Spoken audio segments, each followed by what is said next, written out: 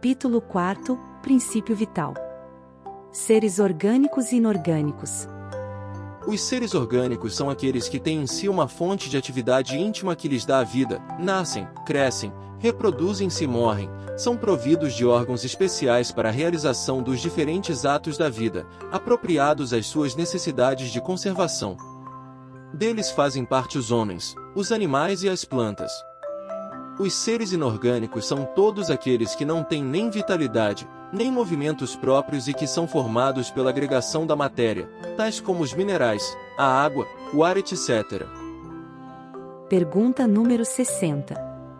É a mesma força que une os elementos da matéria nos corpos orgânicos e inorgânicos?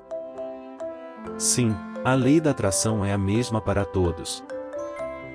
Pergunta 61. Existe uma diferença entre a matéria dos corpos orgânicos e a dos corpos inorgânicos? É sempre a mesma matéria, mas nos corpos orgânicos ela é animalizada. 62. Qual é a causa da animalização da matéria? Sua união com o princípio vital. Pergunta 63. O princípio vital reside em um agente particular ou é apenas uma propriedade da matéria organizada, e, em outras palavras, é ele o efeito ou a causa?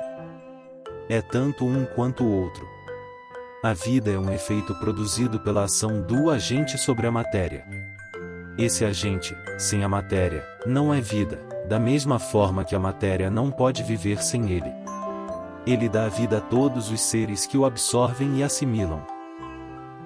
64. Vimos que o espírito e a matéria são dois elementos constitutivos do universo. O princípio vital formaria um terceiro? É um dos elementos necessários constitutivos do universo, mas tem a sua origem nas modificações da matéria universal. É um elemento como o oxigênio e o hidrogênio que, no entanto, não são elementos primitivos, pois todos procedem de um mesmo princípio. Pergunta 64A. Parece resultar disso que a vitalidade não tem como princípio um agente primitivo distinto, sendo antes uma propriedade especial da matéria universal, devido a certas modificações desta?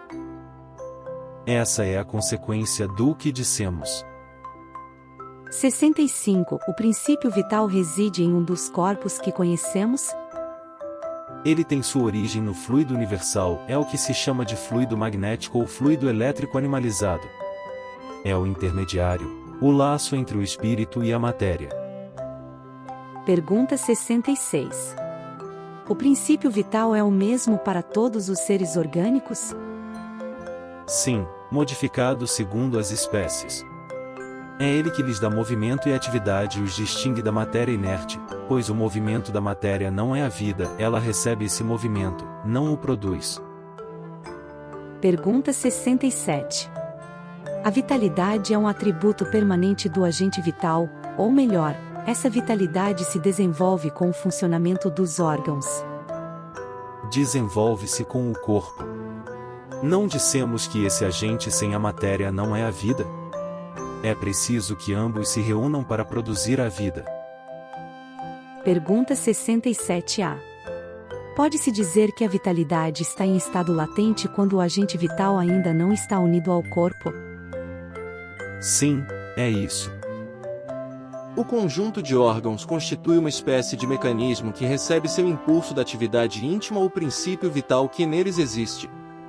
O princípio vital é a força motriz dos corpos orgânicos.